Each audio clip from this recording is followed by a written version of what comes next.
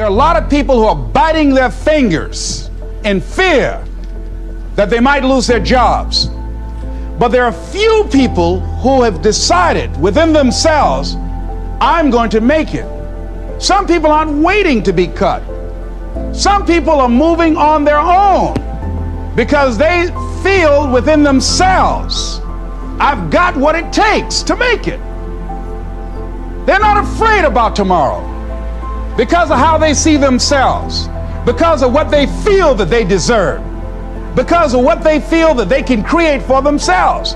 Because these people have decided, as they look at the future, as they look at themselves, there's a way. Where there's a will, there's a way for me to begin to create a way out of no way.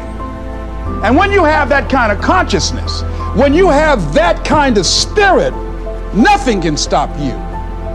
Nothing. See, whatever you're doing, however you spend your time, that tells you who you are. So think about what it is you like to create in your life experience. Once I look at how you commit your time, once I do an evaluation on how you spend your time, I can tell you exactly what you're committed to. People that say they have dreams or want to open a business or want to do something differently than what they're now doing, they don't like their jobs, they're unhappy, they're unfulfilled.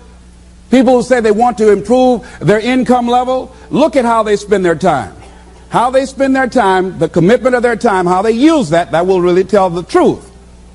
People who said, I'd like to do better, but you don't find them in vocational or technical schools upgrading their skills and their knowledge, how they spend their time, that will tell you what's going on. People who say they want to normalize their weight, they want to be healthy, but every time you see them, they're eating, that will tell you that they're committed to being obese for the rest of their lives. People tell you they want to stop smoking and they're lighting up at that time. Folk that say, I want to stop drinking, and every time you're in their face, they're reeking with alcohol, that will tell you what's going on. Don't have to listen to what they say, just watch what they do. Commitment shows up in your life in what you do. On the other hand, you can make the commitment to your life that you don't like the results that you have and that you're going to do something about it. See, that power is available to all of us.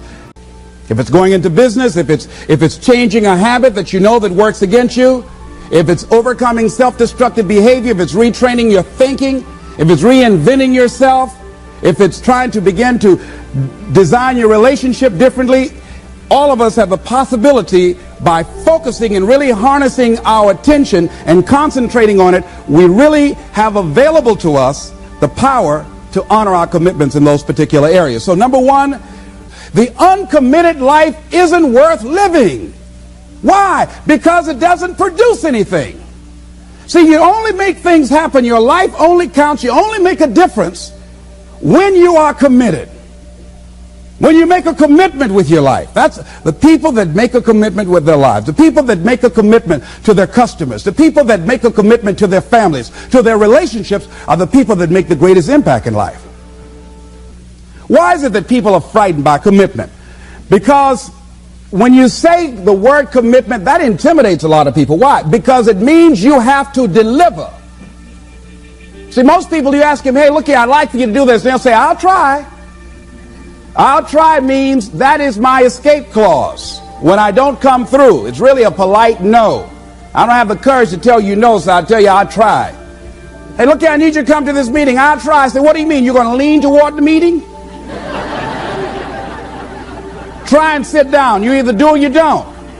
Try and take this pencil out of my hand. You either do or you don't. There's no such thing as try. So most people like to use that language. They don't want to commit themselves because commitment means, among many things, no excuse is acceptable. That's what it means. No excuse. That if you decided that you're going to do this, if it becomes hard, then do it hard. If it's difficult, so what? If it's inconvenient, so what? See, a lot of people made a commitment to come here tonight, but they looked outside and said, it's raining. The temperature dropped. It's cold outside. And they decide to give up on their commitment. And that's how people do about their dreams. They don't honor their commitment to themselves. Let me tell you what happens when you don't keep your commitment. Number one, it begins to deplete your self-esteem and it erodes your self-image. It weakens your faith in yourself. You don't feel good when you don't keep your commitments. It's an interesting thing, ladies and gentlemen, that when we put ourselves in a situation where we say we're going to do it, it puts you in another zone where the universe responds to you. When you have that kind of consciousness, see, the universe responds to the man or woman that refuses to be denied, because that is your commitment. That business that you want, that book you want to write, that dream that you have of controlling your destiny, that is yours. That power to create that and to manifest that, that is yours. That's available to you. But you've got to be willing to stand there and face disappointment, not have support, be lonely, doubt yourself sometimes, be rejected again and again and again, become bankrupt if necessary, again and again and again, and refuse to turn around until life gives it up.